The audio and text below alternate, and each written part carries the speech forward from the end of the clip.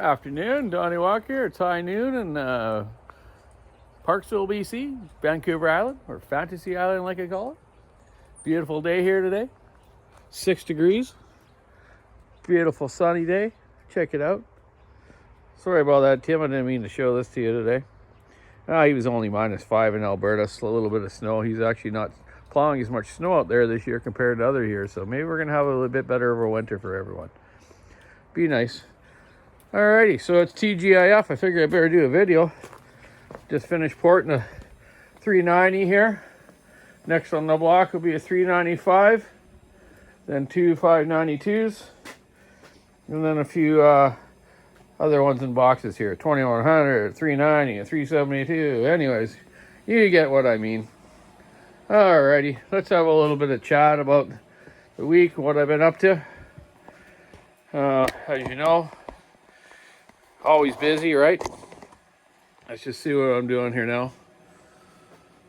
All right, just finished this 390, and funny thing, the other day when I said sometimes with new mechanics or apprentice type guys that work for me, you know, after they put a saw together and they're running it out there, I'll put a circlip on their bench just to mess with their heads, going, hey, did you put that in? Or they look at it and go, whoa.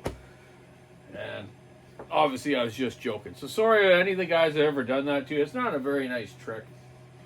And the reason I'm saying that, because I just did that this morning. I just put this one together and I got thinking about some stuff, you know. I'm always thinking about things, or people are texting me or commenting to me on the YouTube.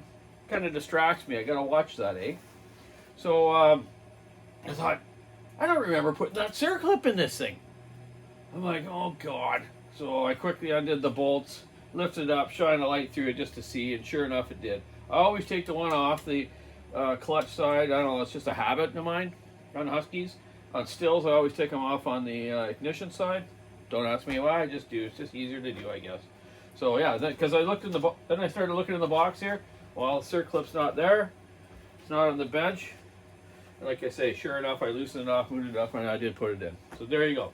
Tyler Hewitt, your 390 won't be, the wrist pin won't come and blow it up. So on these 390s as well, as I put the non-rev limiter ignition.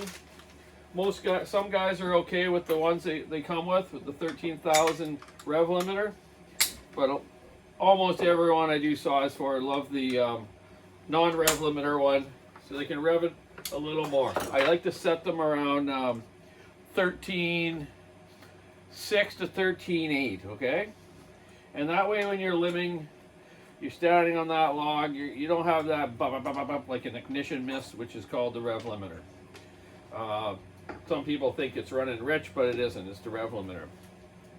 So why I'm kind of saying that too with the rev limiter, this one here, the blue 13,000s one, right, is you got to make sure the carburetor is adjusted right for the rev limiter one. So what I do is if I run this thing stock or modified with this blue ignition, is I'll make sure I do the high speed adjustment screw, so I get it so it'll hit 13,000. So once it hits 13,000, there's no reason to go any leaner than that. Some guys I see in the bush and stuff are running stock ones or even some modded ones from other people. Start leaning that high out so they can try to get more RPM. Well, you ain't going to, because that's a rev limiter. So all you're going to do is lean out the carburetor, your whole fuel mix. It's going to run hotter and probably lean out and burn up. So just watch that if you're running the blue ignition, to be aware of that. When I change and put the black one on, of course I have to adjust the carburetor. So I let it idle, run in, go out and burp it up and down a bunch, you know, give it a bunch of RPM, down I go, up and down, you know, for a full tank, right?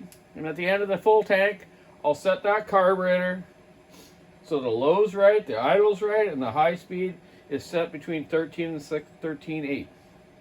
Some guys like to go a little leaner than that, a little more RPM, like close to 14, but I really don't think you should.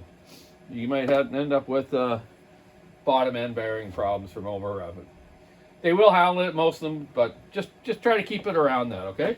I usually set them from our shop here at Walker's, and most guys never really have to change it unless there's something wrong with the saw, or they've gone to a different elevation. If they're real high up, it might run a little rich. You might want to lean it down a bit, but overall, it's about right. Because if I set it at 13.8, let's say, he goes up quite high, maybe it'll drop it down to 13.6, which ain't bad. That's better than the 13 that other ignition had, eh?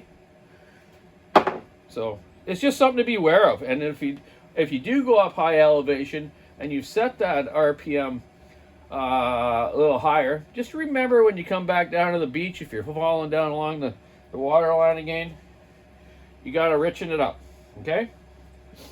Higher elevation, they lean out. Lower elevation, they richen up. So just watch that. And that's where it's cool with the new saws, which a lot of people are bad-mouthing. They don't like this new stuff.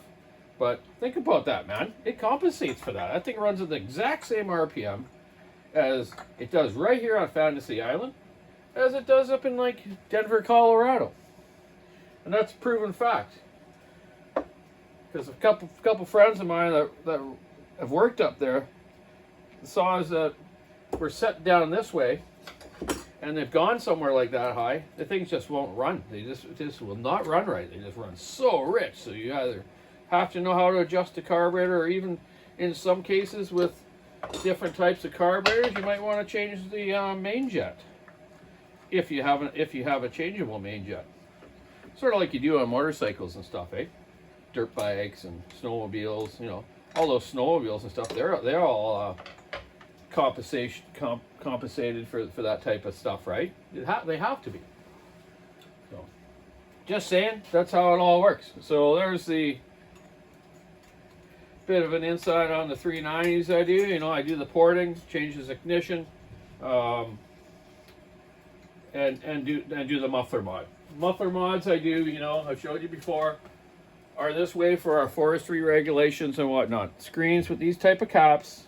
If you did want to run the round tubes like I do for a lot of people, if you don't have to worry about this ruling, you know, put the pipe type muffler on. I don't have one in front of me to show you at this second, which is unusual, but you know what I mean. The two pipes. Actually, you didn't do it. Oh, I left it upstairs. But anyways, with those two pipes, you think about it, I also will put screens on them. So what you can do is take a screen, get a larger piece of tube and a smaller piece, and then push the larger tube over the smaller one, and you make like a cone screen. And you put that on the end of the muffler pipe and put a hose clamp around it.